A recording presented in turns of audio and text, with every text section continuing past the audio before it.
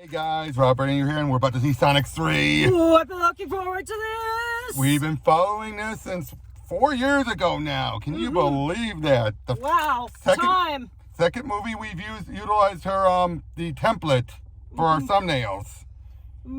And oh boy, they've come a long way, haven't they? Big time. And look at that, the fact that last time they had to wait until the movie came out, you know, like for Sonic 2, it took a while before they confirmed Sonic 3. This one, movie wasn't even out yet, and the right thing, we got Sonic 4 on the move. That tells you how much they are ready. I think they feel that confident. I think the hype, I mean, have you been seeing all those parody posters and everything? Haven't they been crazy and incredible? Yeah. So, yeah. What are you looking forward to the most? Oh, wait, look. Oh! I'm sorry. I'm probably going to go for the basic answer and say I'm looking forward to Shadow. Yep. Sorry, guys, I had to show that. Can you blame me? I mean, come on, if you saw that, you do the same thing, right? Yeah. And I'm going to have to resist every urge to crack jokes about the Snapcube real-time fan dubs here. Oh, yeah, but I cannot wait. Seriously. I mean, it's going to be Shadow with Keanu Reeves, who wanted to do this role. He studied for this role. And we got Jim Carrey back and everything. The only thing I'm worried about is the humor. Like, is it going to be that bad of a, whiplash? But who knows? If they can balance it with a little bit of a black comedy approach, I think they can nail it, but we'll see. But we'll see you guys on the other end. Hey guys, Robert and Ingrid, best of the trilogy, probably best movie we've seen all year. What a high note to end it on. Where do we even start? First of all, should we do characters or story first? Which do you think? Honestly, I feel like we've got to start where the movie starts, with Shadow. Perfection. They Absolutely knew what they were writing. Amazing. I mean, for one, they're not on the Ark. This was in a gun base, which that was fine. That was a fine, keeping it grounded and everything. And the changes they made sense. Yeah, they really fit with this particular flow of events. Definitely. And hold on, just trying to make sure that we have everything. Hold on. Okay, I'm going to pause for a moment. I want to play back what we did to make sure our audio is caught. Okay. We're good. But yeah, Shadow opens up with Shadow, and they summarize things. There's still some gaps missing, of course, but for the most part, yeah. Something bad happens, and Maria dies, and Shadow is locked away for 50 years. And then we open up with Sonic and everyone else. Then we open up with Shadow's release.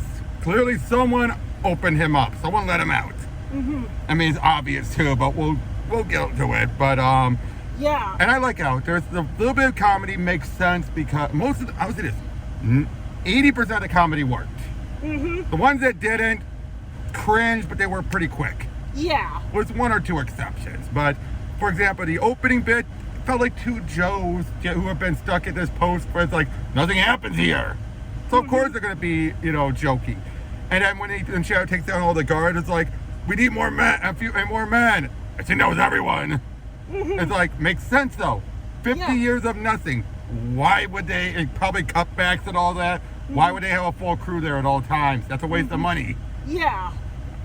And he busts free, and then he makes his way to, and then we're bringing up with Sonic and the others. It's his birthday. Yeah. Funny, cute, but makes sense because it was the day he came to Earth, which I love. Yeah. It's like he gets to celebrate the day he comes to Earth as his birthday, and we actually see his old hidey hole. I love that, bringing that back. Yeah. Like, my security system, that works. Again, so much of this felt like a trilogy, like a finale, like bringing everything full circle, didn't it? And Sonic has already matured quite a bit by this point. But this movie puts him through the ringer. Yep, big time, because but also the fast pace of this, it's Sonic, of course it's fast paced, made sense though, right? Like, as soon as they're celebrating, they're making s'mores, I have betrayed my marshmallow. Knuckles I have to say, I like him here because he's a meathead, but it's in that fish out of water. But he's gotten better. It's just hard to let things go. But yeah, then Gunn tells him, we need help. We need your help. There's stuff going on in Tokyo. And Commander and Wallers is basically wanting them there to help, stop Shadow. And boy, Keanu Reeves as Shadow. Yes. You could tell he knew the role. Big time. He really knew the role. It was just like, mwah, perfect. And you could tell throughout all this, he doesn't hate Sonic. He's disappointed. Yeah, and that was just, that almost hits harder. Yeah, first you came down, you jumped out of a gun helicopter. There's nothing to talk about. Or how many times do I have to tell you to stand up and warn you? All this, you could definitely tell. He's just and then later, we'll get to another one later, it's more spoiler-ish, but would you agree with that though? It's you so tell, he doesn't hate them, he hates Gunn. But there's something about Sonic in the air, the first thing he says is, you're a colorful bunch. You can already tell right there, he's there's something off about you. And yet he's also confused, why are you doing this? But yeah, they get their butts handed to them. Not surprisingly. And I didn't expect the motorcycle to be at the beginning. Yeah! Did you? The trailers that kind of make it feel like that might have been the ending or something, but no, it was in the beginning. Right to him having the gun too. Doom, doom. But yeah, they get their butts handed to them and Shadow gets away. Then they meet up with Walters at the Chow Garden.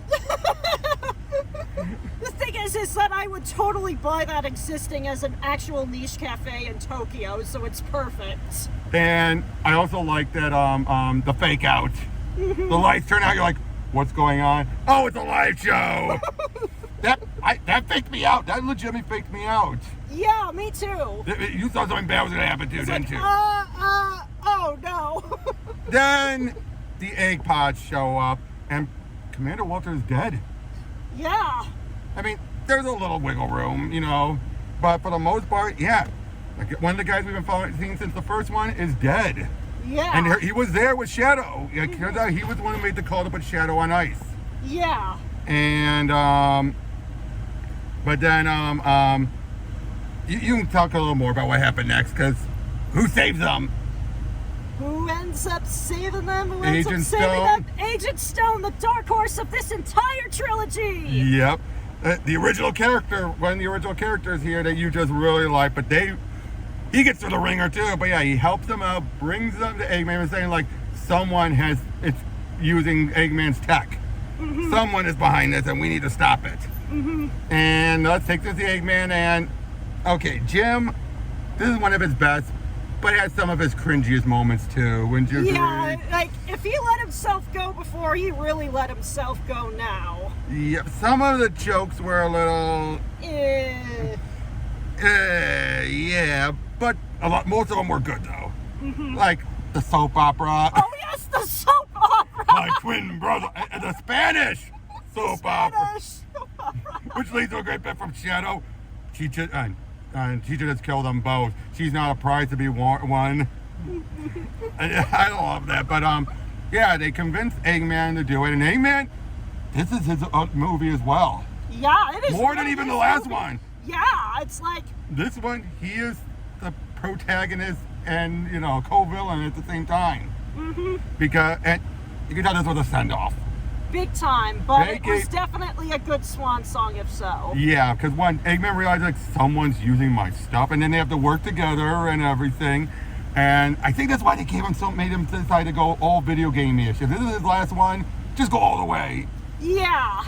But yeah, he agrees to team up with them, so they go to the old gun base, and this is where we find out about Gerald Robotnik being alive, and they implied it. The reason why he's alive so long is because he keeps on having Shadow's quill. Feels like the quills keep them alive longer. Yeah, that would make a whole lot of sense, and that might explain part of why he was obsessed with one. Yeah, and because he says I'm 100, he's 105 years old, and taps the quill, and I'm like, is that what that's meant to imply? That the quill kept him alive? But But yeah, but I also like we have these good character bits. I mean, Shadow, Knuckles, he's Knuckles, but I love he's like, get a grip on yourself. Shadow gets him. Ah! But Tails and Stone, he's like, how's it like being his assistant? You get benefits? I'm like, oh no, I'm his fat friend, and we're best friends, just like you and Eggman. Right. Yeah, now, it's just like, oh no. Now, people kept loving to ship those two. I think it's confirmed he wanted to be just best friends. Mm-hmm. Would you agree with that? Like, this was a case where it's like, no, he just wanted to be his best friend because he's the only guy who cared about him. There's no shipping. There's definitely no shipping here. Would you agree with that? I mean, there might have been underlines, but for the most part... I mean, fanfic can do whatever it wants to as long as it ain't hurting anybody as far as I I'm agree. concerned. No, I'm just saying from what we've seen here, it seems to confirm it's a friendship on his Or side. at least an unfortunately one-sided friendship, which, oof, Ooh. I've been through that. Hard relate. Yep, same here, where it just feels like you give it all and you don't get anything in return. But insults in this case. But yeah, then unfortunately, once Eggman finds out about Gerald, and it's made clear, he's had no family. How does he even knew about Maria? Yeah. And clearly he had no idea about Gerald. And Gerald, some of Jim's best, but again, it's inconsistent. If that's my one complaint with the Eggman stuff here, is inconsistency. Would you agree? Yeah. Especially with Gerald. It's like, he's using Ivo, clearly. And I think the main reason why he used him was to get in to the HQ. Because he's impressed by Eggman's tech, Ivo's tech, clearly. But yeah, basically, this takes Ivo's man-childness, but he's playing off of it. Would you agree with that? Like, Ivo is someone who's had no family. So it's just like, okay, I understood why you turned out to be like this. You had no one to guide you. Exactly, and everyone, again, who would want him? He was insufferable. Remember how he was in the first movie? He was completely insufferable. And here he's just at his lowest, and then he finds out he has someone who's a genius who can relate to and everything. Of course he's going to jump in. And I also love that when they get one of the keys that, we're also introduced to director Rockwell, my least favorite character here, because of how she's bigoted right off the bat. Well, not right off the bat, but as soon as Walter is dead, she's already assuming, I knew we should have trusted them. They took the key from him and killed him. It's like, where the heck did you get that idea? Would you agree? Like, that came right out of nowhere, wouldn't you say? Like, no implication, nothing. She just hates Sonic and the others. Yeah. Sadly, she's the weakest part of this whole movie. But anyway, they get the key from Sonic. Of course, Shadows is like, give us the key. Oh, please, you really think we have brought that key with? Yeah, we're that stupid. Because he's trying to bluff them, but it's like Shadow's not buying it. They make it back, and I love how Tom and Maddie are like, they're bored. Oh yeah, they've like done 15 million different hobbies. Within a few hours. That's the funniest part. You're like, it's only been a few hours. Yeah. Or at least a day. I mean, like, I can sympathize. I like jump around to hobbies all over the place, but that's a bit much even for me. The sweaters and everything, and the puppet. I love it. I told you to get rid of her. Okay, that's a little too far. Okay, we're gonna talk afterwards. It's like, you don't make a joke like that. If ever you're gonna blame the puppet, you don't go that far, dude. Right? Yeah. But they realize there are two keys. They got one, the other one's in Guns HQ. Now, as far as Ivo's been told, Gerald just wants to destroy Gun HQ. It's more than that. In fact, Shadow lets that slip to Stone.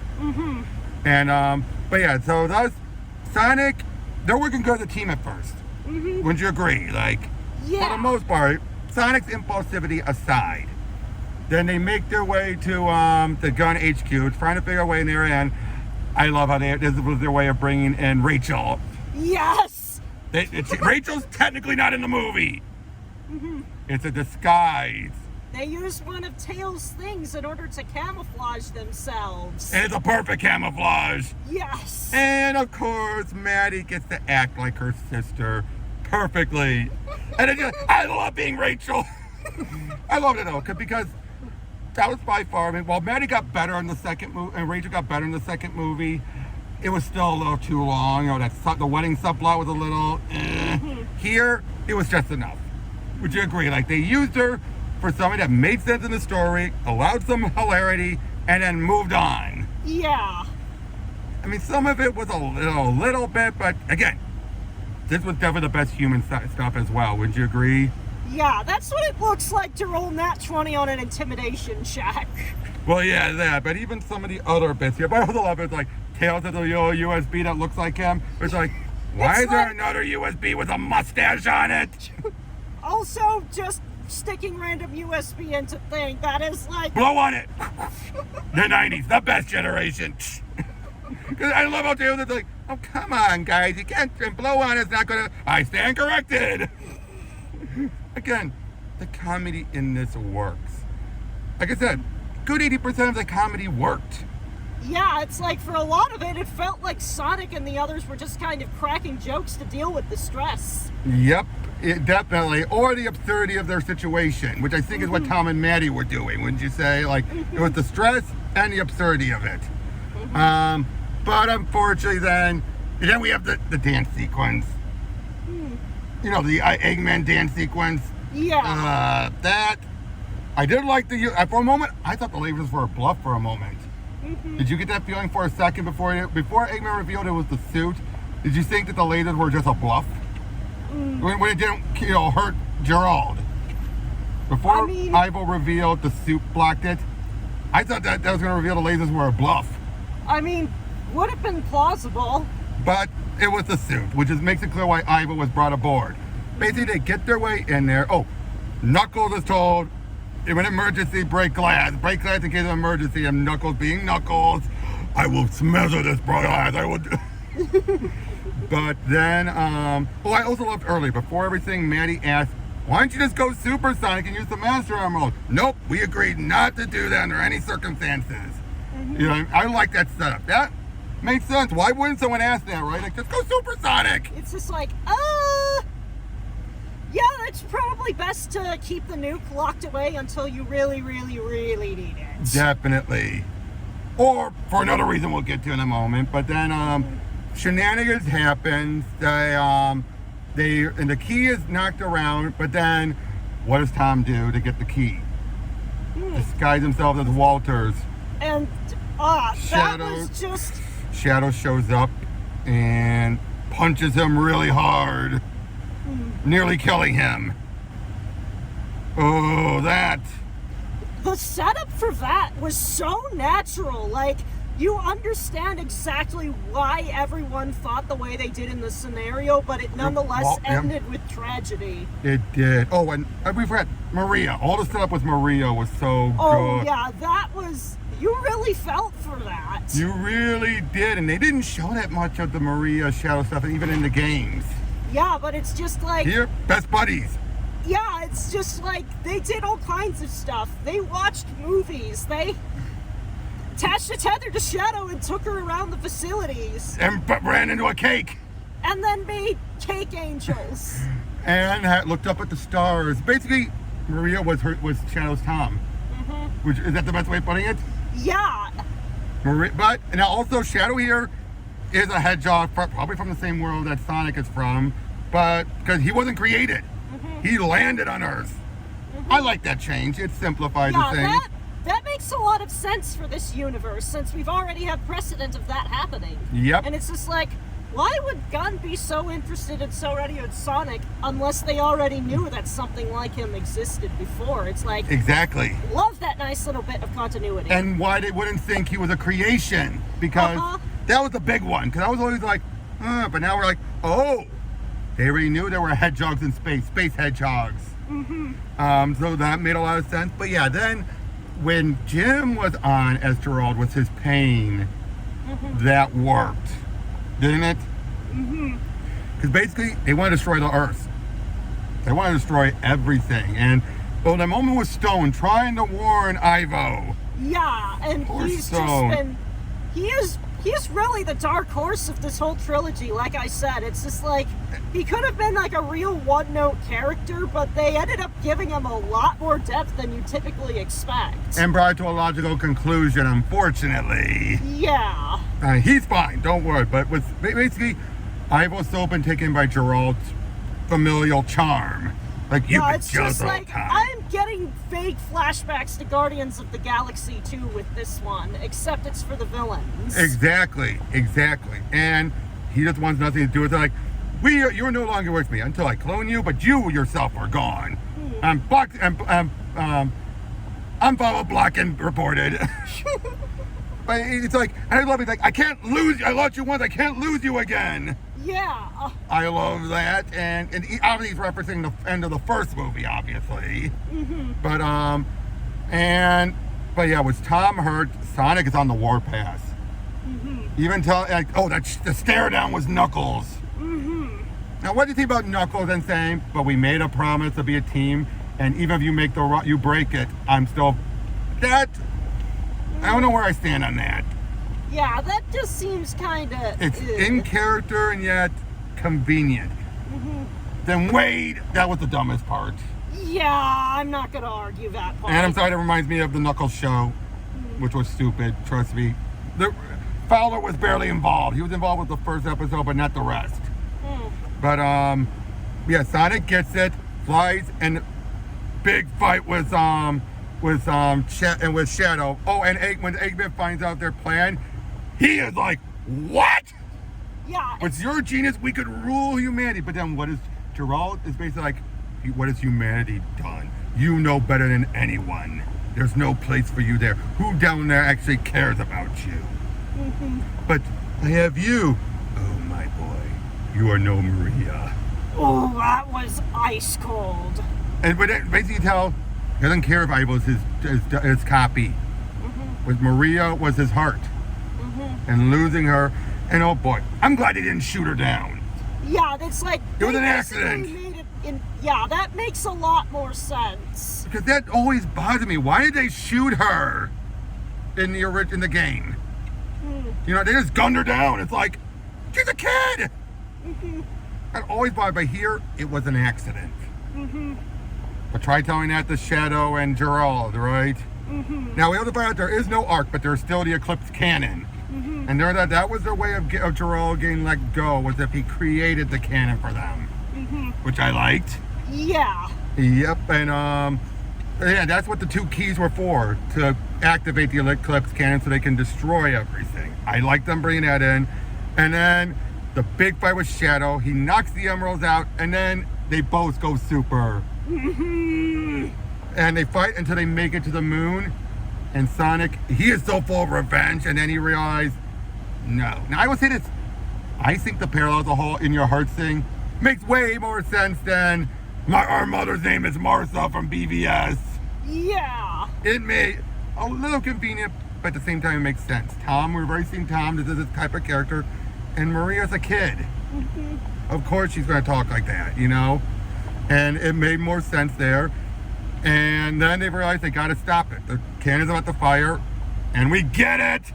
Live and learn! Live and learn! And everyone went nuts. Yeah, everyone went nuts in the theater. Everyone went nuts when Live and Learn, but we're like, yes! And after 2 movies of no video games except for the Green Hill theme, and we kept hearing orchestral version of Live and Learn throughout the movie. I love that. And yeah, they go in the fight, and we even get the gun mechs being sent out and everything, while Eggman and Ivo and Gerald fight, and that was the weakest part. Yeah. Besides Wade, I mean, the fight was just a goof. But eventually, though, Gerald gets the upper hand of Ivo, and okay, Tails and Knuckles showing up to save him seemed to come out of nowhere, didn't it? A little, yeah. But I loved it. Although, how does he take him out? He pokes him in the butt with the quill and sends him into the chaos energy. That was, again, though that's where the movie almost lost the point. It didn't. but it was close. Wouldn't you agree? Like, Yeah. that- I do like the concept of it. Him sort of having a karmic death in his own invention is a nice way Yeah. to sell the point without, like, making it A farce. without also making it too disturbing. It's that like, too. Yeah, but making a bug zapper like, I feel like if I was going to improve that fight, I would have had it make it so that he could sort of hijack Gerald's tech and basically use that against rocket. him. Yeah. rocket him right up in there. I mean, now using the quill, I'd also like to a point, but you should just stab the rocket with the quill, not in the butt. But again, the moments where Gerald was serious was some of Jim's best, being emotional.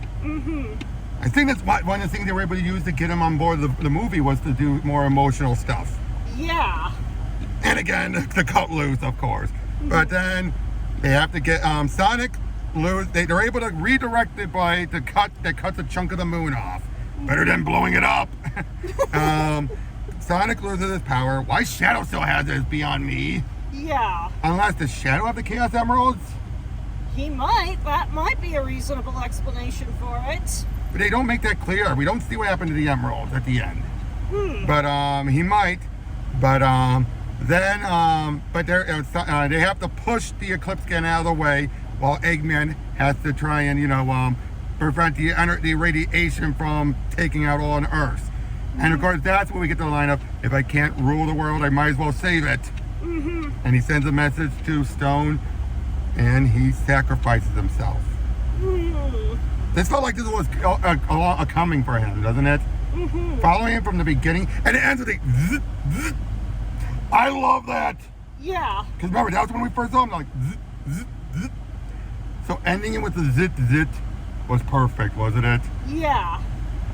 And yeah, there ain't no way coming back from that explosion. And Shadow seems to sacrifice himself. And then it leads to, they meet, they're having a party, welcome back, Tom and everything. And, oh wait, I just realized, one of the things that convinced Shadow to come back? Well, what line did Marie say that really struck home? About stars. The star may be dead, but its light still shines on. I love that. I love that. And the fact that Shadow just like, I love they use the long claw. Yeah. As a parallel. I don't think that was intentional when they first came up with it, but it made perfect sense. Sonic knows what Shadow's going through. Yeah. And he's asked, did you ever get over it? No. But there was one thing that could conquer it, the love we had. And that's true. Yeah. If you that's the one thing about loss. Yeah. What is grief if not love persevering? Exactly. But then they end with a race, and then we get to the post-credit. Oh. Sonic overshot, made his way all the way to New York. And what does he run into? Metal Sonic. Metal Sonics. An Ultron army of them. And for whom he's about to get ganged up on it, and who saved them? Amy. Amy Rose. Went up and cheers even more than for Live and Learn. Yeah, because they're like, yes, because people were wanting Amy. And she was a badass. Yeah. And yet, not in laws of femininity was what little we saw of her, right? Just her face and all that. Yeah. And also, Shadow survived. Of course he did. He's going to survive. You're not going to waste fucking Keanu Reeves. Or Shadow in general, right? Yeah, it's like... No rouge, though. No rouge in this movie. A bit of a bummer. A little. But seriously, this was the best movie we've seen all year. Yeah. Better than Deadpool and Wolverine. And that was a tough hurdle to get over. If it wasn't for the fact that Godzilla -1 was last year, that would have been the one competition, wouldn't you say? Yeah. I mean, you can't really compete with a movie that was the first one that won an Oscar in 70 years of Godzilla movies. But yeah, we ended this year on a high note. But Sonic really came through. This felt like a full circle. Even the critics liked this one, which is a hard sell, usually for video game movies. I said no one felt wasted here. Yeah. This felt like what they were working on and perfected. I mean, looking back, Eggman was a good villain in the second one, but there were some issues with just how convenient he just knew what to do. Would you agree with that? Like, just some of his knowledge felt a little like, how do you know all this? I mean, he knew a little bit from the beginning, but not this much. But here, it felt like this was the logical conclusion for his arc. Because they made it clear the main reason why this Eggman does what he does is because he's the smartest man in the room and no one cares. Yeah. And look back at the first one. That's exactly what he was like, right? Like, everyone, he was insufferable. No one cared for him. If they could fire him, they would. You know what I mean? Like, it was essentially a whole lot of acting out, but when he meets somebody who's, like, got a genuine, like, hatred of, like, the world and, like, of humanity, he's just like, whoa, slow down there. He's like, what? That what? Was a sincere what? Yeah. And I felt bad for him when he realized that, like, Yeah. my grandfather's nuts. Oh, the montage. The montage. Like, we have a couple hours. What's anything you want to do with it? I'm like, it makes sense. This is a man-child with repressed childhood issues. Doing all that stuff, you know, like birthday cake, bicycle, Santa. Except it's all in a VR headset, and then Stone's bringing out some The lattes. and then dumps them in the trash. That scene was honestly heartbreaking. You're like, Stone, aww. Stone. I hope that he comes back in the next set of movies, honestly. Now, could they bring Jim back? I wouldn't want to. I wouldn't want to How do you either. top this? How do you top this? It's like, that's the conclusion of his arc. If we're going to follow up on that, give us more of Stone. Give us more of Stone. But unfortunately, the one downside is, who do you replace him with? That's the hard part. I mean, you heard me talking to that one guy during the credits. Yeah. There isn't a lot you can replace him with. It's not like Bowser, where you have Wart or someone who could do it. There's not that many you can replace Eggman with, really. Yeah. That weren't just lackeys to him. So, who knows? But yeah, Tom and Maddie really handled well. Tails and Knuckles, Tails especially, shined here. I love that. And none of them felt wasted at all. Indeed. And Shadow stole the show. Him and Jim both. Yeah. So we agree to that. They both stole the show here. And well, Jim, when he was being more serious and everything, you know. But Keanu, the other bit was the whole, because Sonic took the emerald and left, like, I don't see your friends here. He calls them out, basically, like, you let the emotion get the better of you. Basically saying, I saw better of you. Yeah, it's just like, you should have been better than me, but you weren't. That's a well handle on the character, wouldn't you say? Yeah.